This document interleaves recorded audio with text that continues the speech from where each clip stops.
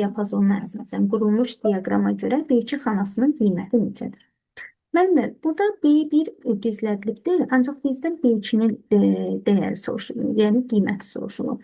Biz B1 xanasında nə olduğunu bilmirik, onu bir x-lə əvvəlcədən qeyd edək, yəni B1 bərabərdir x-ə, yəni məchuldur, hələ ki bunun qiymətini bilmirik. Və nəticədə bizdən nə soruşulur? B2 soruşulur, düzdürmü? İndi müəllimlər, mən dərslərdə də qeyd edirəm. Bu diaqramda baxırıq ki, 43%-dir, 14%-dir. Burada da 43%-dir. Yəni bu 43-lər eyni ədədi ifadə edir. Yəni hansı xanalardırsa bunların qiymətləri bərabərdir. Saat təqrəbi üsulundan istifadə edərək təbii ki, buna deyəcək A2, bu olacaq B2, bu da olacaq C2. Baxırıq ki, faizləri bərabər olanlar hansılardır? A2 ilə C2.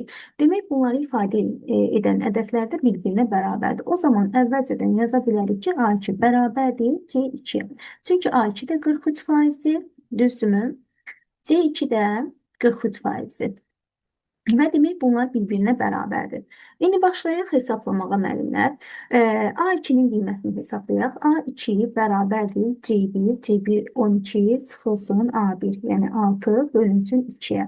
Nəyə bərabərdir? 3-ə bərabərdir. B2-ni hesablasaq, B2 bərabərdir B1, yəni B1-də bilmirik, əvvəlcədən x işarə eləmişik. 2 çıxılsın A1, 6 bölünsün 4-ə. C2-ni hesablasaq, C2 bərabərdir A2. A2-nin qiyməti 3-dür. Üstə gəlsin 2 vurulsun B2, yəni x minus 6 bölünsün 4. Çıxılsın 2.